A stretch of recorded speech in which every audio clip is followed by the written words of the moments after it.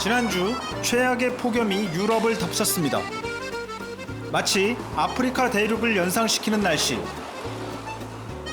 한 주 사이에 8명의 사망자가 발생하는 등 6월 날씨에서는 유례없는 기록들이 쏟아졌습니다. 프랑스 기상관측 이래 최고 온도를 기록한 지난 금요일. 프랑스의 대통령 집무실인 엘리제궁 앞에 경찰 병력이 모여들기 시작합니다. 그리고 이 삼엄한 경비를 뚫고 시위대가 하나둘씩 모여듭니다. 이들은 최근 전 세계로 번지고 있는 청년 시위 조직으로서 기후변화와 관련해 기성세대의 책임을 묻고 있습니다. 예년보다 일찍 찾아온 기록적인 더위 앞에서 이들은 정부의 근본적 조치를 요구하고 있습니다.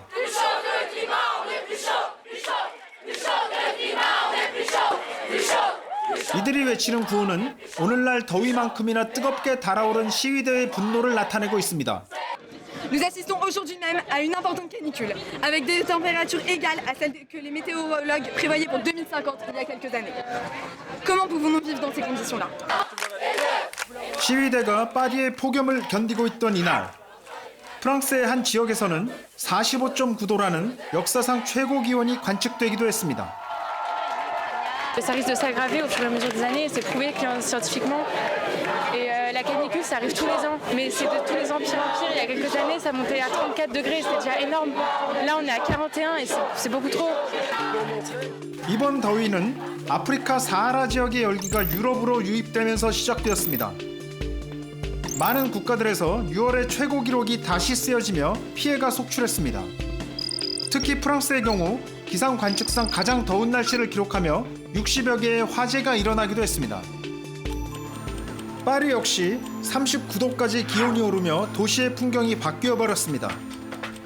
도시에 분수대는 거대한 수영장으로 변했고 일부에서는 에펠탑의 철근이 변형되지 않을까 하는 우려를 하기도 했습니다.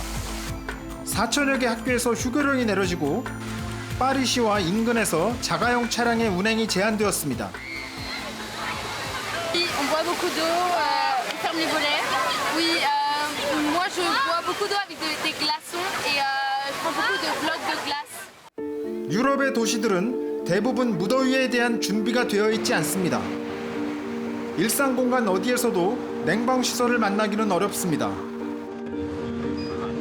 파리의 버스와 지하철의 경우 인파가 몰릴 때에는 실내 온도가 40도를 넘기도 하는데 이날 한가한 오전 시간인데도 벌써 높은 온도를 나타냅니다. C'est un gros problème. Le métro, c'est pareil. Globalement, c'est pareil. Il fait chaud. Que ce soit la voiture, le bus ou le métro, prendre le transport en commun ici, c'est très compliqué. 주거 공간 역시 마찬가지. 해가 갈수록 더위가 심해지고 있지만 많은 집들은 폭염을 견딜 수 없는 구조입니다. 파리에서 직장 생활을 하는 큐리 씨. 그녀의 집은 6층 아파트의 맨 위에 자리 잡고 있습니다.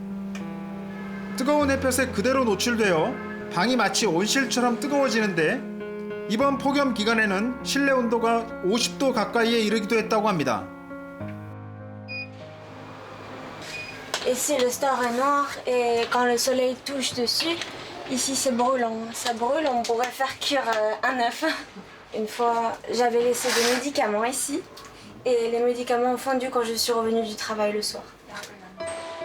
튤리 씨가 살고 있는 꼭대기층의 방은 이른바 한여방이라고 불립니다. 파리시에만 11만 4천여 개의 한여방이 있는 것으로 알려져 있는데 이 한여방은 요즘과 같은 무더위에 취약해 안전 문제가 제기되기도 합니다.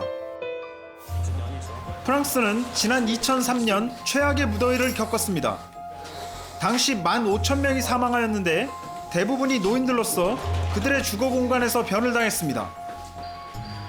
이전과는 차원이 다른 더위를 겪으며 프랑스 사회가 충격에 빠지기도 했습니다.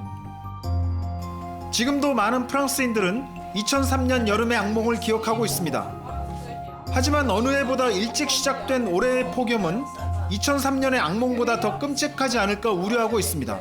Je pense que celle-ci, d'une part, est plus intense. Je ne crois pas avoir eu des températures comme celle-ci.